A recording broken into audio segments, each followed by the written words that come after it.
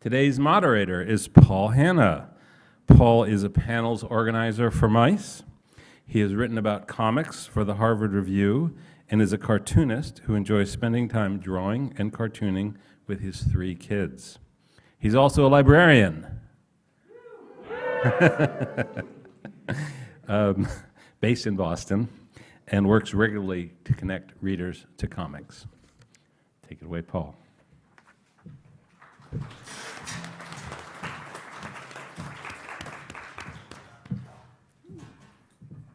Thank you. Thank you, Dan.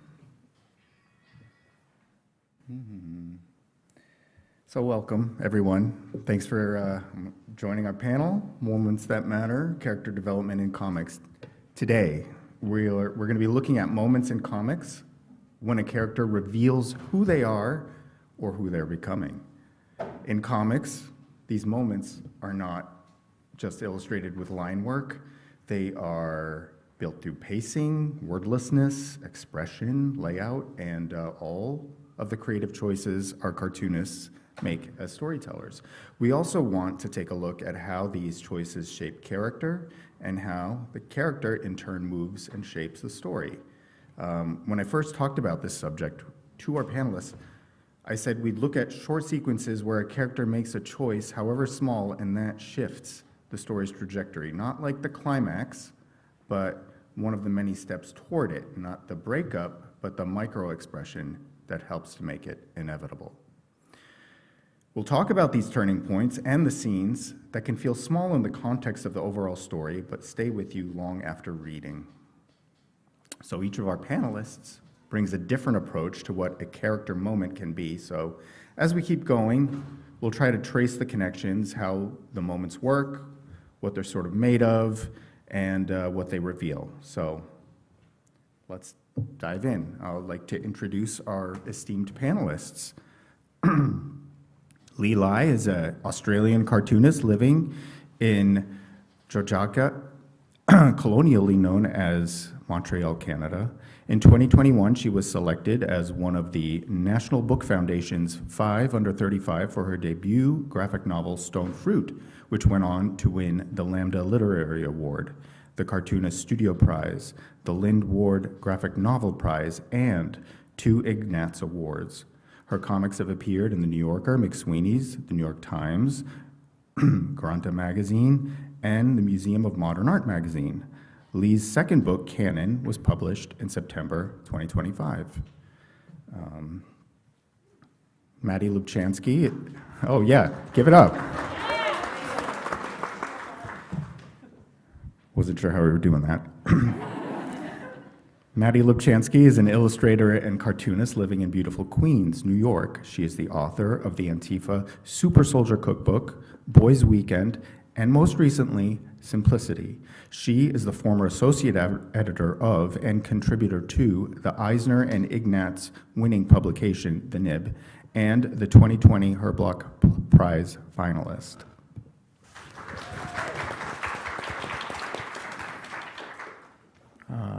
Nicholas Offerman is a New Jersey-based cartoonist who has graduated from SVA in 2011. He has received significant recognition for his work, including MoCA Fest Awards of Excellence in 2013 and 2019, and an Ignatz Award nomination for Promising New Talent in 2014.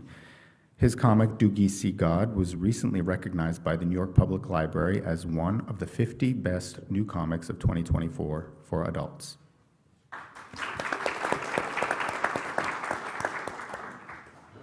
Catalina Rufin, excuse me, is a cartoonist and illustrator living in Pecosset, Watertown, Massachusetts, and is a graduate of the Center of Cartoon Studies. Catalina's most recent comic, Mutineers, is a recipient of the Mice Mini Grant for this year.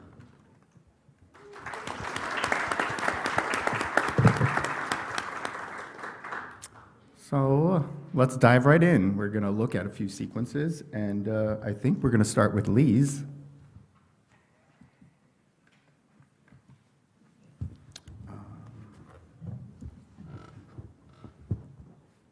Wait,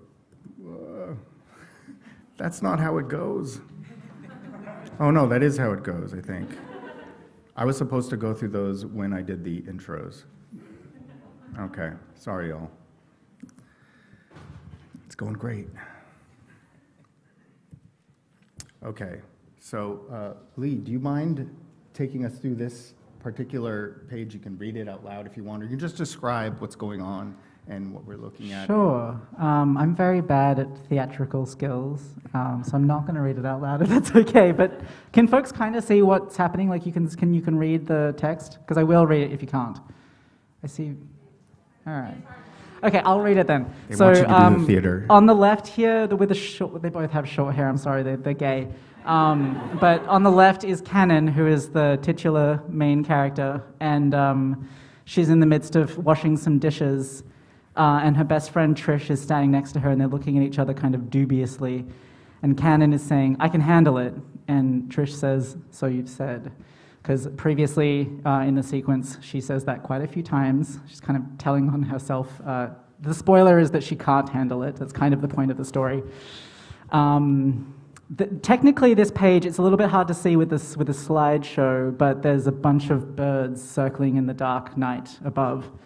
And then outside on the street, Trish is texting her like newly acquired fuck buddy, Cam, who's in the last panel there, telling him that something's come up and she cannot indeed go over to his house to fuck.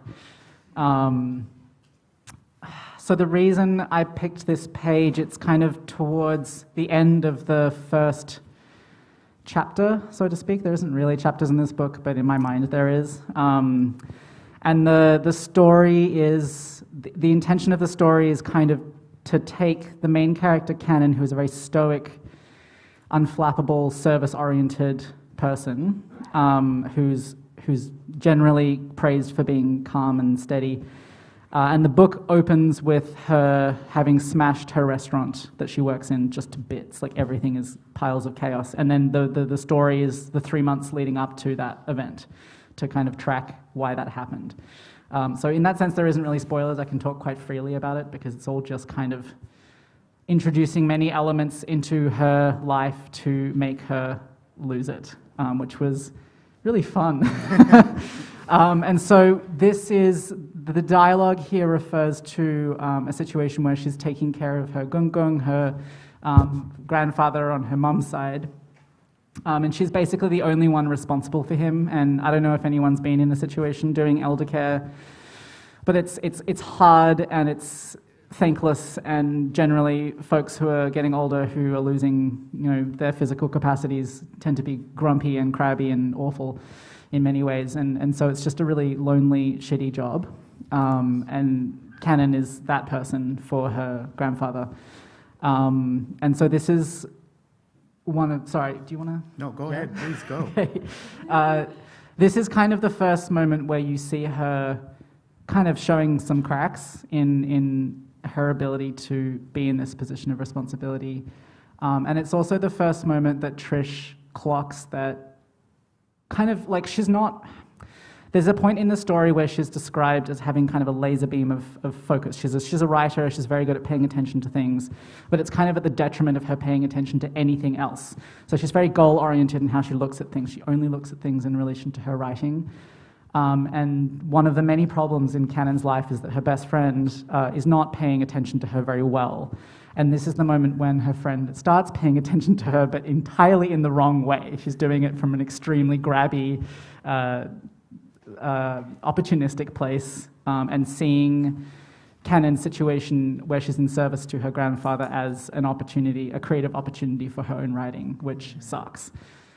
So this is that moment, and like I had a tricky time conveying a lot of this because I only write in dialogue. There's no narrative prose in this, and so a lot of it ends up being looks and still moments. Yeah. It really does kind of embody a lot of what we're talking about. Can you talk about sort of how, like, she kind of goes, Canon goes into this starting to feel like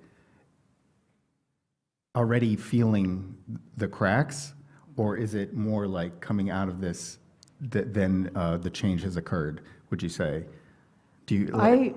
My theory is that a lot of these dynamics and a lot of these problems are set up way before this story starts. Because I love the challenge of giving myself as much context as possible to establish only via clues and dialogue.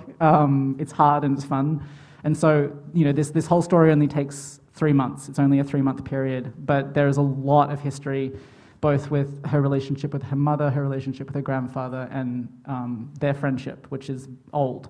And that was one of the central points of the story. And I think at first when I started writing this, it took 3-4 years to write. I really just portrayed Canon as more of a victim of her circumstances. Yeah.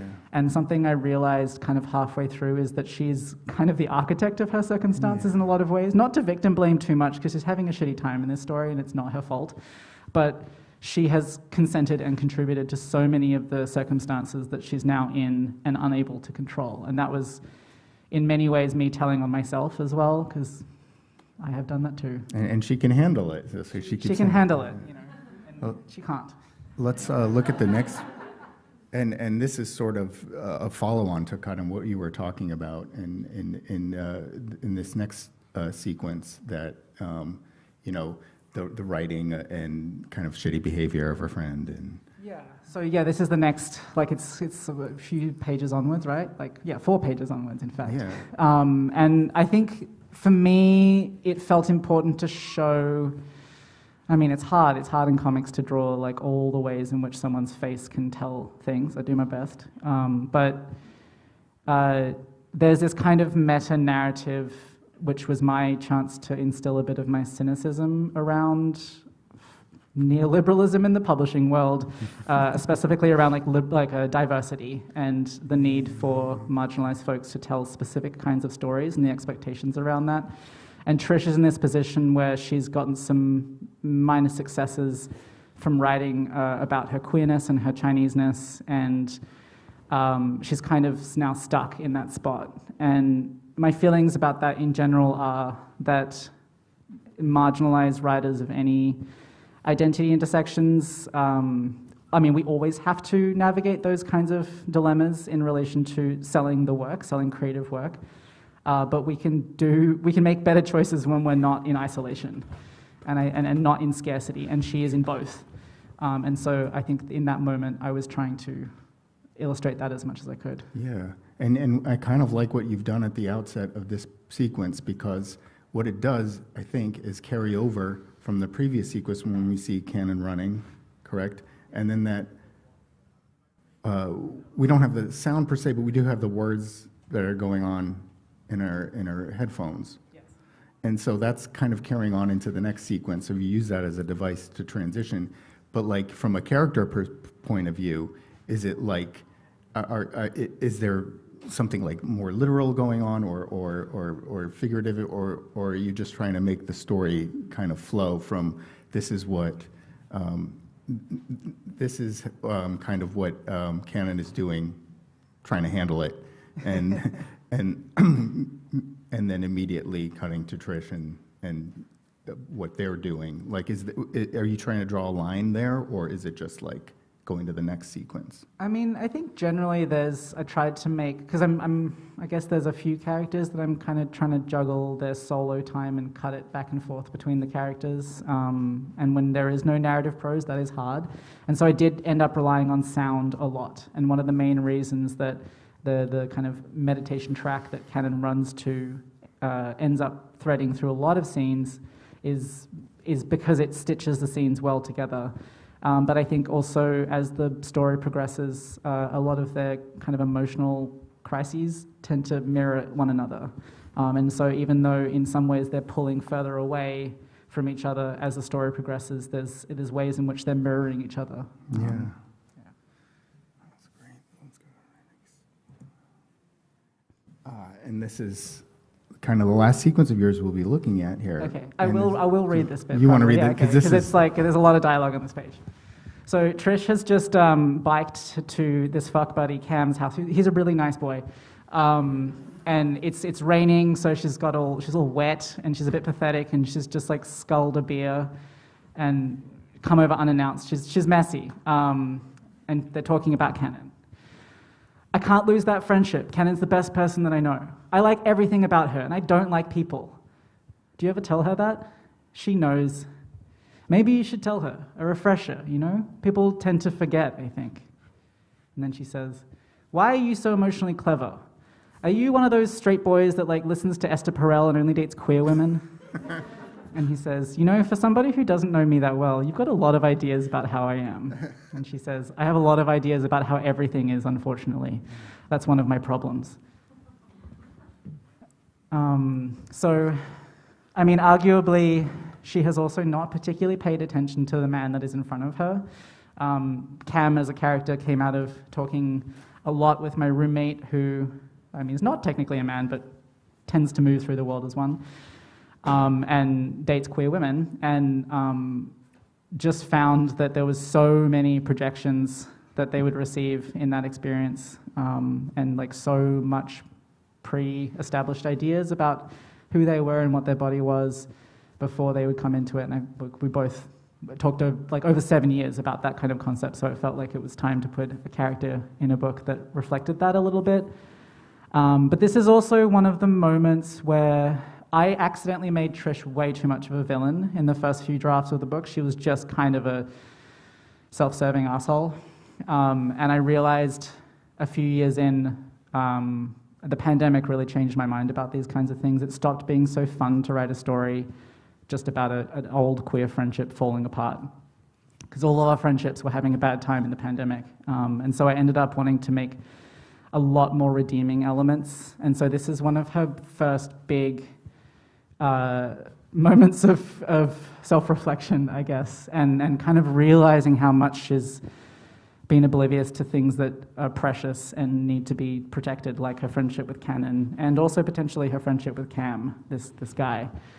And it's like one of her main problems is she's just not very self-reflective. And so this is one of those moments, I guess, without wanting to be too heavy-handed, like I mostly just wanted to deliver that through a bit of a joke, but hopefully it still conveys. Yeah, I was struck by that sequence too, because it's sort of like she needs Cam to come to this realization. Like you say, she's not very self-reflective, so of course this kind of realization is going to come with a little bit of a push from somebody else, and this is like one of the only people she talks to. So so like she goes into it kind of flailing a little bit, not knowing what to do, and then kind of like she comes out. I mean, it's a very short sequence, but she comes out of it. Just you get the sense that things are moving, however slightly, because she's having this conversation. Yeah. I think it's also one of the moments when she realizes the dangers of loneliness. Like, I think in really long-term friendships where we get really, really comfortable, it's very easy to take them for granted and not realize what a huge void that might leave in your life if they depart in one way or another. And I think Cannon and Trish really rely on that for each other, and they're both in their late 20s and kind of realizing that they've lost larger connection to community, and they're really relying on that for each other.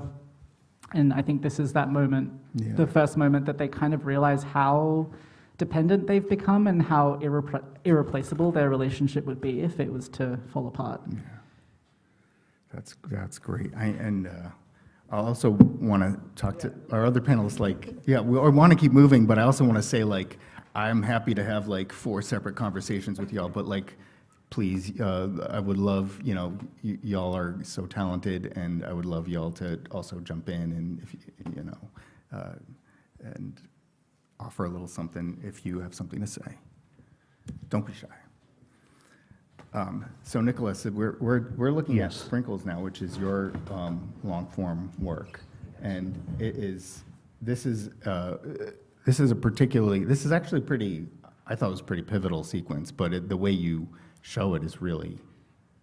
You have this understated way of just showing the way of movement by pulling moments and just kind of drawing them and making us stay with them. Yeah. So to give a little context for this. This story is about a grandmother, mother, daughter dynamic. They're all living in this house together. The grandmother is dying at the moment, and the granddaughter that's staying with her just for a little bit, is the only one that doesn't know she's dying. She was the only one not told. So when she finds out that like all of her cousins know and all these other people in their family knows, she sort of gets really upset at like, why couldn't I be told? And she sort of interprets it as everyone viewing her as like too weak to handle it, or like, oh, you know, you're too soft, you wouldn't be able to handle this information. So the reason I picked this was, in your initial email, you had said, I forget the specific wording, but it was like, did characters change things from how they were originally supposed to be? Yeah. And this was like the first instance in my comics career where like, when I initially wrote it, it was like this big confrontation where she like went to her grandmother and was like, you know, like the scene plays out differently, but it was like, oh, why didn't you feel that I should know, you know, like you're dying and that would be good information for me to have. Right. And I don't remember exactly where along the process I changed it, but at some point, as I became more, like the character kind of took on a life of her own, and I sort of was like, she would never do that. She would never be that confrontational. She would bottle it up. And so I completely rewrote the scene to what it is now, where she's just like kind of passive aggressive and a little pissy and leaves things unsaid. And she's sort of a reluctant protagonist in this way because she has a lot of sort of, I don't know what the good right word for it is in story context, but like stimuli, like things to react to, and then oftentimes it seems like she'll go the other way, and she'll go the other way, and you just kind of want her to be like, oh, come on, you're getting it. yeah, which I think is why I initially wrote it. I think I tend to have I have a tendency to like, maybe in the first draft, make things a little bit more dramatic, and then sort of scale back as things go. I love that you can't see her face. Basically, this entire spread. Yeah. Speaking of like her being reluctant to be put in the story, she's like hiding. It's very cool. And it's funny because as I'm saying she doesn't want to be confrontational, like her body language and demeanor clearly indicates that like something is wrong, and like you're not doing a very good job of hiding it, but also like won't just come right out and say, I mean, it's kind of like a lot of my characters are sort of like, if not total reflections of me, like at least partial reflections of me. And it is very much like I'll be at work and have like, oh, I'd like to say something to somebody, and then just don't and let it go and just sort of like quietly, you know, seethe about it. Yeah. And so, yeah, but specifically, like I said, it was like the character sort of became her own thing, and I didn't feel like I could just dictate what she did or what she said anymore. It was like, no, this is who she is, and, you know, she's a big girl now, she can make her own choices. Yeah. Yeah, I think and she's a teenager too, and I think you captured actually an interesting element of that where she's like, I mean, in fact, saying kind of like no to things in front of her a lot of the time, but then she's kind of like reflecting, being like, what do I do now? Yeah, It's just yeah. like, Do you mind if I ask you a question? Sure. Like, did you feel like writing that character and that level of non-confrontation, do you feel like it changed your relationship to confrontation at all in your own life? No. It probably should have, because like, so one of the things later on in the story is that, so the grandmother who's dying, she dies, and the main character, whose name is Timmery, she's been writing in a journal, and she kind of writes a bunch of the stuff that she didn't say, and then There's so much regret in this book, Yeah, is yeah. why I ask. And then it's like, at the end, at the funeral, she sort of like puts the journal into the coffin, and it felt like it was almost like, this is my way of saying things to you that I couldn't say, and now it's obviously too late, and that's how it goes. yeah. She's But, also but kind no, of, I haven't changed. It's like at work when you're mad, you go behind a cabinet and say, I'm fine. Yeah.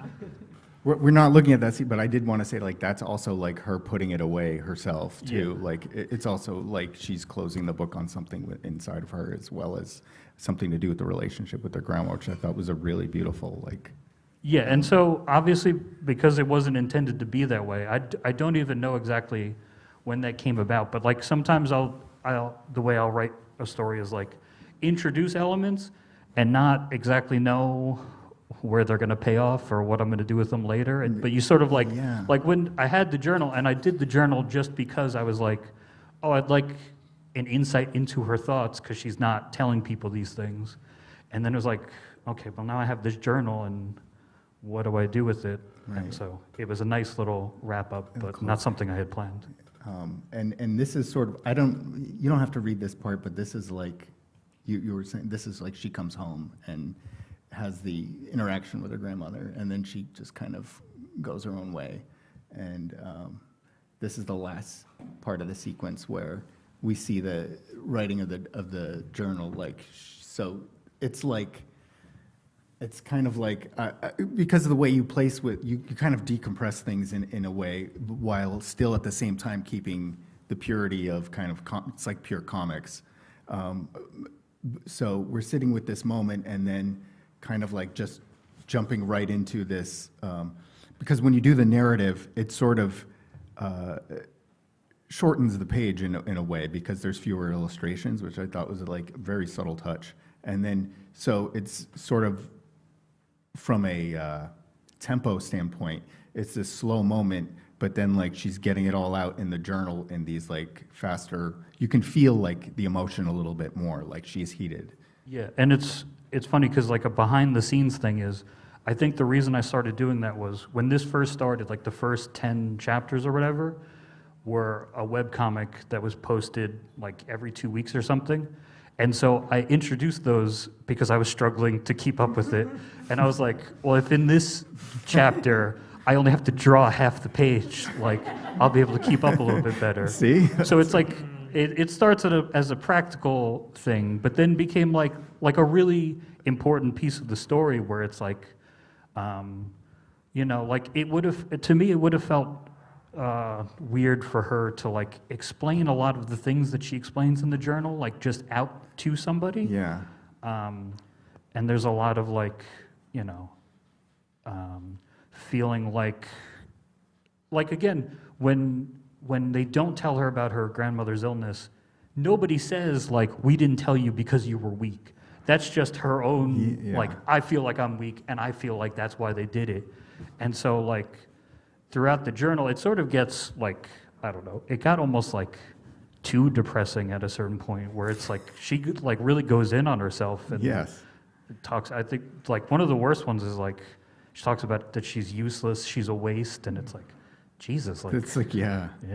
That's like real if you're 17 or 18 and coming to that.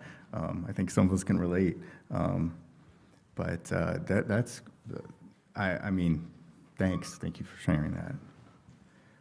Mattie, I just wanted to kind of go through the sequence with us. Sure. So much like the previous two books, this is a really grounded book. It's about, it's 2081 and it's in the future, and America's collapsed into into like walled city-states. Yes.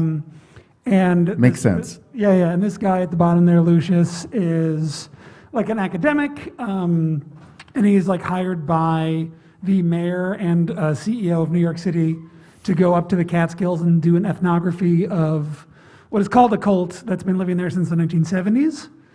A lot of this book grew out of my obsession with like 19th century socialist millenarianism, which I could talk about for so long, but the panel's not about that. And this one, so he goes up there and he's trying to interview all the members of this community up there, and no one's talking to him because he's just shown, like, he's allowed to come because everybody's welcome, but no one's talking to him because he just thinks that he could just set up shop, and why wouldn't they speak to him? Because he has no conception of what community is or how community works, because he's been raised in this very alienated and alienating environment, not too different from the way that the world has been starting to function a little bit lately. So what he does in the beginning of this chapter, which is the second chapter of the book, is he gets up before everybody. He's like, I'm going to make a show of being part of the community, but it's just an idea that he has without talking to anybody. And he gets up before everybody else wakes up, and he goes down to like the farm beds where they do all their subsistence farming, and he works himself into basically passes out from the heat. He's got like sort of like unnamed health problems in the book. He's like maybe an asthmatic or something like that, and he basically passes out from working so hard, and he's woken up by like the head cleric of the community here. And yeah, so this is him getting woken up by her or them, and he's like, I just had an attack of some sort, and I guess I'll read what they say. The cleric here, his name is Obedience, just goes, a community is a living being. We of course appreciate it, but to live among us is to be part of that organism. You think this is about your individual contribution? Not at all. And because of you, 2 workers were out of commission. We moved together like dancers. We already know all the steps. Why not give yourself over? And he apologizes, and they go, your apology is not needed, only your attention. And it's this moment where, and again, like this book, it was hard to find a moment that was sort of like fit the prompt, because the book is sort of like it's like linear, like stuff happens in order, but it's very like, a lot of the book is driven by these like ecstatic visions that he has, and they're very sexual, and I didn't want to put that on the big screen. And those are kind of, the book sort of came to me that way. Like the first thing I had right in this book was one of the visions that Lucius has, which is my new way of saying having ideas, is receiving visions. But it's basically what happened. I was like half asleep and I thought of something. Did you want to go through that other? Because I have that other. You have that up? Yeah, sure. Why not? Yeah, that's fine. Because yeah. Oh, did I send that? Hell yeah. Okay. I like this. Yeah. I guess I did send this to you. Put the nudity up here. It's fine. No, I mean, like I was like, what? And then I reread it and I was like, oh, it's one of those. Because given our conversation, like in looking it through the lens that we're trying to look through it, I was like, why did Mattie choose this one? And then I kind of like, I don't know, I had my own ideas. Yeah. But then I kind of would like you to. Yeah, sorry, I forgot I said this one. So I've had a crazy day. But yeah, so this is, like how the book came to me. But it is this really important moment where Lucius is very closed off sexually. Like he's kind of, the very rough elevator pitch for this is like, it's very like Wicker Man-like, the cop refuses to have sex. But it's like, what if he didn't suck so bad? And the cult was good, but that's also the plot of the Wicker Man. But yeah, so like in here, it's like he wakes up and this like mysterious creature appears to him and goes off into the woods, and he follows it through this hole in the ground. And with regards to what changed when I was writing this, is originally this creature, the first sort of like vision I had of this thing was this deer monster came out of a deer head in the wall, and he crawled through what was left in the wall. But then I realized these people are like extreme vegetarians. There's no way they would have a deer head mounted on the wall in their cabins. So I kind of had to go, he looks a little more woolly and wild than he did originally, but I ended up liking it. And he sort of follows him through this big, the working title of this book was A Big Wet Sticky Hole. And I'm not joking. But yeah, he kind of follows this creature down into the depths, and they have like a sexual encounter that's pretty explicit. Okay. And so like, a lot of it, and then, a lot of this book is actually told through these journal entries of Lucius's, but you find out, light spoilers, it's like these are edited for clarity and content by his employer. So there's a lot of stuff that contradicts what is happening on the page. There's stuff that is clearly, he doesn't understand what's happening. And so much of this book is about like how stuff is entered into the historical record and why and for who and by who. Yeah. And so yeah, he's talking here about like he feels a connection to this place and doesn't quite understand it. But it is this moment where it is like the first moment on a very long road towards, there's like lots of like drips and drabs of stuff happening in this book, and then a very big thing happens at the end. Yeah. And this is sort of like, this last sequence is sort of the upshot of the previous sequence, right? Because like, he's like, kind of like he's compelled, I guess. I don't know if it's because it's a dream or because like he's remembering the note about community, but he goes through it, and it's framed, like obviously framed, because there's the sticky hole in the ground, and at the end there's like a pile. Yeah. And it's like it sort of draws the dream into the reality. So I think, like, would you say like that's sort of a moment that Yeah, this is like the visions sort of like start to impact the real world a little bit. Yeah. In this, and it's but also him, like, because Yes, it he's is. so into what's real, like when he goes into it at the outset, and then this sort of like ties those two aspects together, the fantastical part. these things that about himself that he can't reconcile are being subsumed into these things, which is not like new ground for what a dream sequence is, but sort of it gets him on the road to somewhere interesting. No, it's good. Yeah. Keep going. Thank you, Mattie. And Catalina, really want to go through this sequence with you. I've read Mutant Years a couple times already. Thank you so much. And yeah. So this is a comic that's about a relationship between Wallace, the guy with the glasses, and Zephyr, the person without glasses. And they're going on a road trip together to the area where Wallace grew up. And, it starts off as like kind of a lighthearted romantic vacation, but there is that kind of dark undercurrent where this is where Wallace grew up, and he has a very tough past revealed through the comic. He was in prison, and he has a extremely abusive, neglectful bio family who did not support his transition. And so in this sequence, they're kind of arguing about whether or not they should visit his parents. And I actually was debating when I was working on this comic, like, should I like reveal the parents? Like, should that be included in the comic? And I kind of just answered my own question, like, it has to happen because of the fact that, like, it's the tension that's underlying the whole story.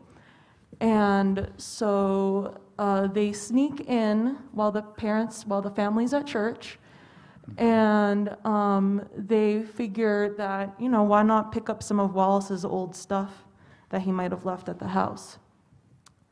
And that decision, that kind of like snap decision, I felt was like really gonna push the plot of the comic further, and it can really dive into like how Wallace and Zephyr interact with each other, their personalities, and I felt that it was really important to show them arguing, how a couple argues and then comes back together and resolves the tension. And here's the terrible family. I can read some of it as well. Yeah. We were Do you want me to go back, or give you a little space? Sure, yeah, just as long as everyone feels that they Yeah. can understand the story. So they're driving along. Are you okay, Wallace? Didn't get much sleep. I'll power through. They're kind of looking at the map, figuring out where they're going. Do you think we'll visit your parents? No. I just thought since we're in the area. If you want to meet those assholes, you can on your own. You may have a great relationship with your mom who accepts you, but not everyone does. Not me. It's not that simple. My dad, I never met him. He walked out on us when I was an infant. Shit, missed the exit. Screech, lurch. All right, let's go to my folks' house. They're at church now, so no one will be there. We won't get in trouble.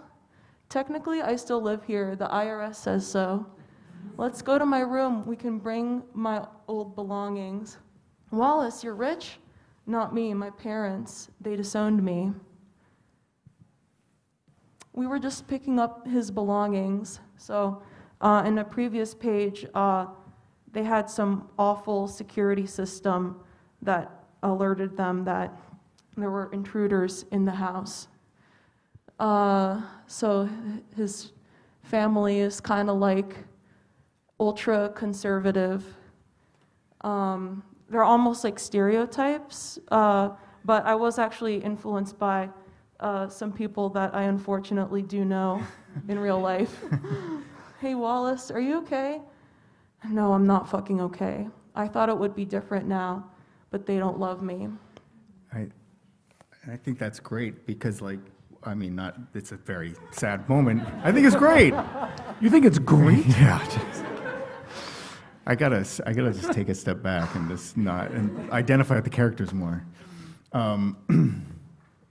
But he obviously there's a decision to go to his parents' house, and not only does he he misses the exit, and just not only does he just decide to go, he like wheels the car around like he wants to, like he really is.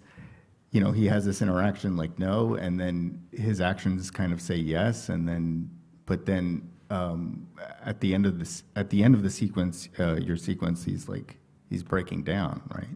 Yeah, there is, hopefully the reader can see that there's like a glimmer of like, maybe they'll be different, it's been enough time, maybe, and some of the pages that were omitted, I wanted to show that they don't even look at Zephyr. They don't even notice his partner. They're so like fixated on him, on like, oh, like you've come back to like steal from us or whatever. This like prodigal son sort of thing, but worse. And so that kind of like cements it that it's like they're dead. Like we can never go back to this. And to like go back a little bit about the arguing, it kind of shows like the dynamic between the two characters, and I also put a lot of myself into the characters, and I think Zephyr is like a mirror of like the desire to like please people and to like avoid conflict, and to just like be very much like, oh, like whatever you want to do, like not stepping on anyone's toes. And also like a kind of like being a little bit more naive. Like their whole dynamic is like, yes, Zephyr's been through a lot of stuff, but they're younger and more sheltered from the world. And then entering their relationship with Wallace has been like learning about someone who's had like a very, very difficult life, and realizing like the accommodations you might have to make, or like the reality checks you have to have. Yeah, the age, like, not that they're like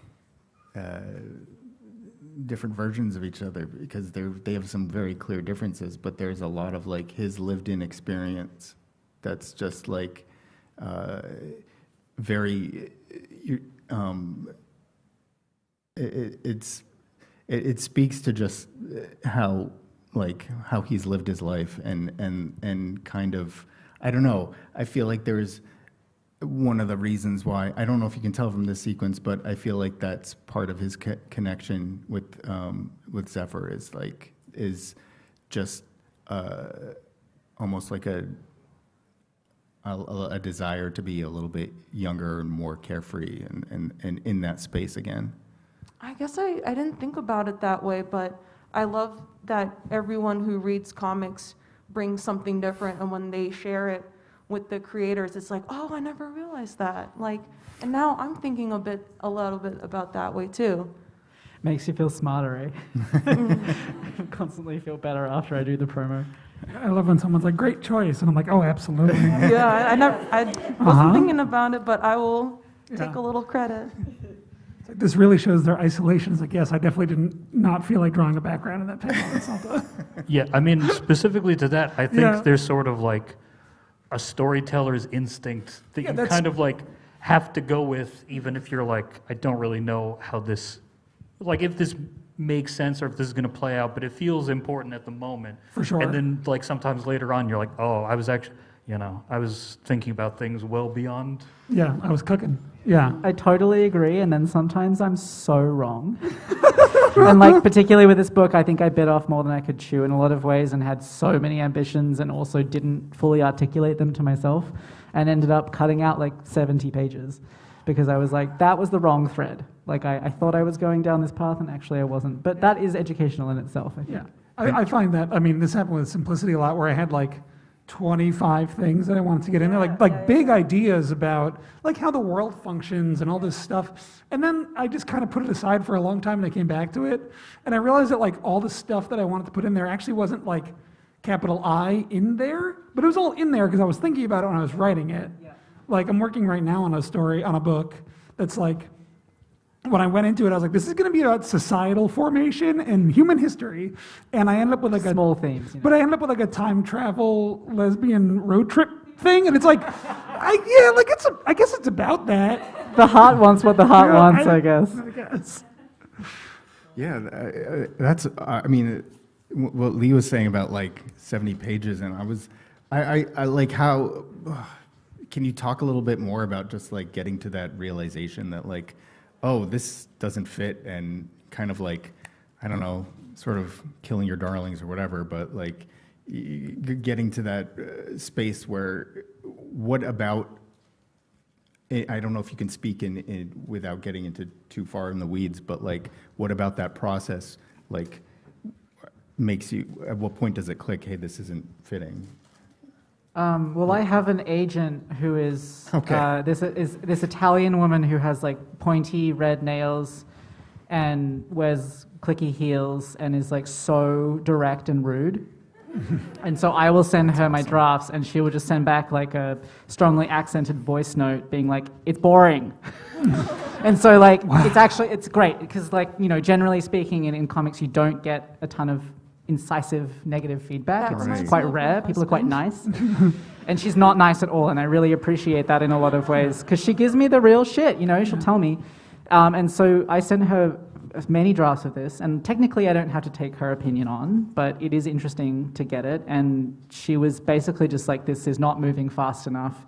Like, obviously, you have emotional investment in these characters, but she was like, Lee, there's a paper crisis. I cannot sell a 500-page book. You're biting off more than you can chew. Like, these are post-pandemic times. And she was right. And so, I didn't really want to be writing like a 400, 500-page book about these stale friends. I have other things I want to do too. And so I did end up cutting back. I had to kind of really revise for practical reasons. And sometimes practical reasons, like restrictions are good. I think they let us be creative in other ways. Because if you just let yourself do everything you want to do, it gets a bit leggy sometimes. My agent is a very soft-spoken, nice woman. No, but she still Happy goes, for you. but then she'll still email me like, okay, but why would I don't care about this? So I think it's just agents. Maybe, well, they're there to make money in a field that makes no money. Yeah, but it's good. It's good to have that balance of someone who's a little more mercenary about it, where I'm like, I have this beautiful 1,000-page story in my heart that's going to sing. And then she's like, why would anyone buy this? And I'm like, well, now I have to think about it, don't I? That's the role my husband plays in my process. So I don't have an agent, but my spouse, he's also at Mice, and he makes comics, and he'll read my comics, and he'll be like, oh, this is like so boring. Like, you need to make it like funnier and like more dramatic. And I'm like, he reads a lot of Shonen Jump, but it's nice to find a balance between the two, right? But he definitely like helped me like get some ideas of like, oh, like more confrontation, more things training like that. sequences, Yeah. more lifting, kicking. And like we all write soft, sad shit, right? So like I think a little bit of that in some. I mean, like Alexo, I feel like you've got a lot of action and a lot of sex, and like it's great. Sad, but it's not soft, I guess. It's true, it's not soft. But sometimes it's nice to have someone coming from a really different field to kind of push you on your preferences in that way. Yeah, and it's interesting because like I also don't have an agent, and I mostly am like very insular in when I create comics. It's kind of just me, and that's it. And I've had people, like when I submit books or for things or whatever, I've had people say like, oh, like for Sprinkles, one of my criticisms I got was like the first part or first two parts are too slow and too boring, and like my reaction was like, no, that's how I wanted it to be. Like I like having a lot of moments of just like people living their lives, and like, you know, not everything is like get to the plot, get to the plot, get to the plot. Yeah. I think it's also nice to like live with people just going about their lives, you know? Yeah, there's an element of that where it just kind of brings it down to reality a little bit. Yeah, I mean, you can also go overboard on that for sure. Yeah. But, you know. So, oh gosh, I think that, what's that? A little under 10 minutes. Oh, okay. Can I ask you guys a question? Yeah. Cool. So how do you keep track of all your characters' developments? Because obviously there's like, you know, a protagonist in some ways, but then you've also got all these other characters swirling around that are developing too over the plot. Like how do you, like from a method place, how do you keep track? Okay, I have a very specific answer. Not so much with sprinkles, but with other more recent stuff. I don't know if people are aware. I don't know how much of the audience are like people who make comics. I always assume that everyone does. But like comics take a really long time, and like each panel you draw takes a really long time. And so what I've been doing a lot recently is like trying to think more about the people that are in each panel and what they're doing, what their actions are, not just like trying to make it so they're not just like standing there or just sitting there, like what are they actually doing? And I was doing that just from like a pure pragmatist, like I didn't want them to just be sitting there. Well, but it's it also, boring for you also, yeah, right? but that's the thing is All like business. it sort of develops the character on its own because you're thinking more about them and you're thinking about what are they doing. And so I found that especially with the more minor characters, the more you're thinking about them, the more, it's not even like you make them super complicated, but it's just like in one of my comics, it's like a people in a band, and so I have the drummer in the band, and like I did it as just a little bit that like when they're having like a band meeting, she's just on her phone and not paying any attention, and then I thought it was funny, and so every time they're not playing throughout the story, she's just on her phone, not paying attention, and it turned the character into like you would never like. She does nothing in the story more or less, but now she's the person who's like on her phone all the time. Yeah. Yeah, I have a twofold method, which is when I'm first like pitching the thing to myself, like writing out like a pitch document for an idea for a book. I write down like every single character that's going to be like an A or B tier like named character, and I'll do the stupid, you know, the Dan Harmon circle, like the little journey circle that everyone gets one. Everyone gets like in like the sheet, I've got like a here's where everyone starts and here's where this person ends. And then when I'm working on like trying to track that, and I try to break the book, I try to pace the book out with some math in my mind of like, okay, well I have this many pages to do this, and that'll make pacing sense. And then I'll be like, well, this person has this many pages to get from here to there or whatever. And then the other thing is like a very similar thing that I did, especially with Simplicity, that has they're on this commune and there's like 30 characters. And they all have names, and they all have great names. That's right. they all have like some business, you know, like it's the thing like why a Law and Order they're always unpacking boxes. It's because it's visually very boring to whatever. But it is I found very helpful to be like, well, this person is wearing these kind of clothes, but it denotes this about their position in the commune, and you always see them doing this one thing, and this is their attitude, and just tracking that was just. I found very, very, very helpful, yeah. I've always been a very character-focused person. Like, I would start out with like a binder of my OCs, and then the hard part was making a story for them. But I have a lot of like lore that lives in my head, and then the challenge is like making sure that my reader understands, oh, well, you see, Zephyr's favorite food is such and such. And so I don't know, I just kind of have like an encyclopedia in my mind of like my characters and all these like stories about them.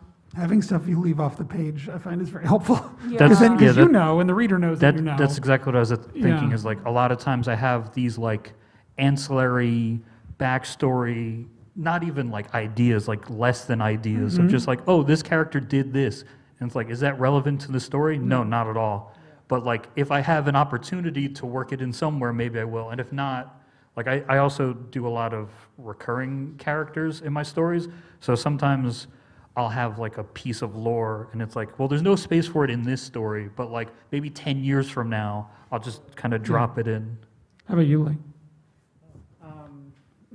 I'm asking you your question. I mean, lots of like charts and diagrams and things like that. But the part that was new in this book was that there was so much backstory to kind of establish in the 3 months that the story takes place. And so I had lists on my wall of who gets to talk about who behind their back. And that was key, because it was like, there's lots of gossip that needs to happen in this book. You've got the L word chart. Basically the L word chart, yeah. Because like, dykes talk. We love to talk.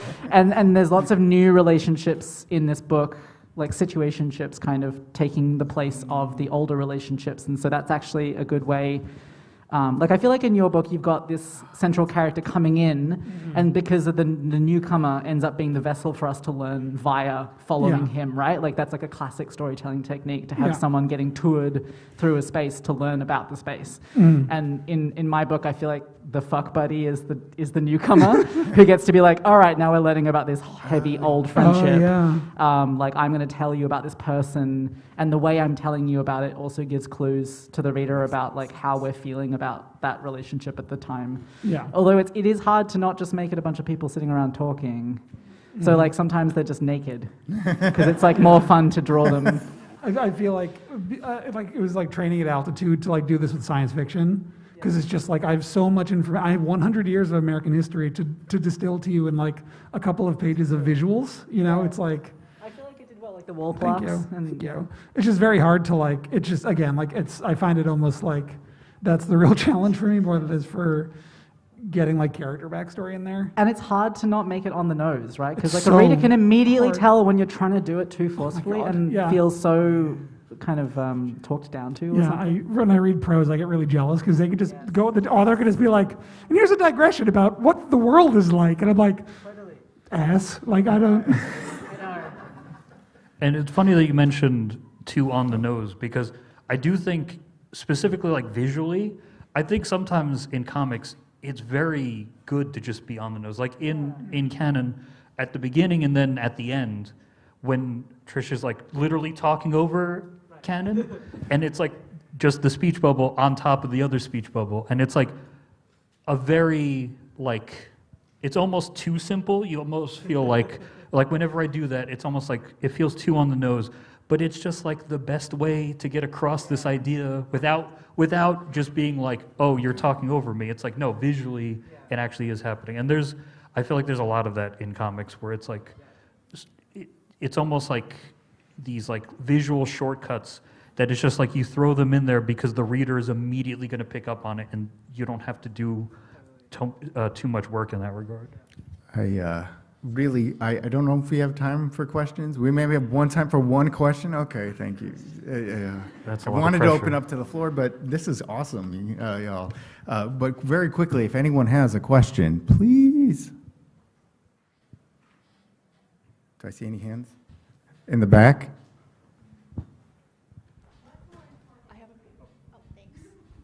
What's more important when creating comics? Is it the characters or the plot itself? Yes. Okay, so I always think that the characters are the most important thing, like what I'm doing, but I think spend more time, like, because my plots are usually very basic, and so I actually spend more time thinking about that because I get worried that like they're too boring or like nothing's happening. So I have to have like, there's a part in Sprinkles where like they get bed bugs, and like they only get bed bugs, well, because at the time my roommate brought bed bugs into our apartment. But also I was just like, I just need a plot for this like 10-issue stretch that's gonna like have a reason for these characters to be here and talk. Can I just shout out the best writing advice I've ever seen in my entire life, which is an old tweet from my friend Gretchen Felker Martin, which is literally just, how do you write a book, question mark. First, think of a gay little man. Now give him a problem. And yeah, that's how I wrote Simplicity, exactly. Yeah. That's incredible. Yeah. I'm very grateful to know that now. It's also The Hobbit, I think, but Yeah, like, totally, yeah. totally.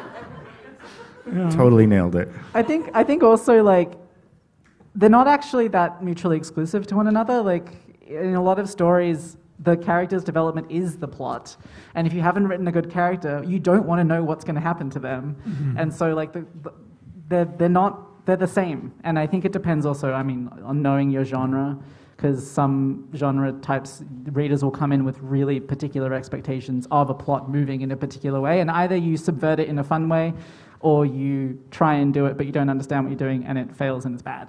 Like it depends, and I think, you know, we're all writing stories that are more character oriented in some ways, or at least really do depend on personal investment of the reader in the character. Yeah, that's true. Yeah, I think the growth of the character drives the plot. Like you create the characters, and then you have to give them like all sorts of like problems or like neuroses that they want to solve. I also like to think about like the idea of like you give your character their wants, but you should also give them their greatest fear or things that they're afraid of in general, and then try to work those into the plot, their wants, and then like the worst thing, their nightmare. And I feel like you can definitely tell when the plot has taken over. Like if you just go to any movie now, you're like, oh, this is so much plot. Like a lot. It's too much. Yeah. I'm not smart like that. Well, on that note, I really want to thank you all for being here, and I would give a round of applause to our esteemed panelists. Thank you so much. I really, really enjoyed this.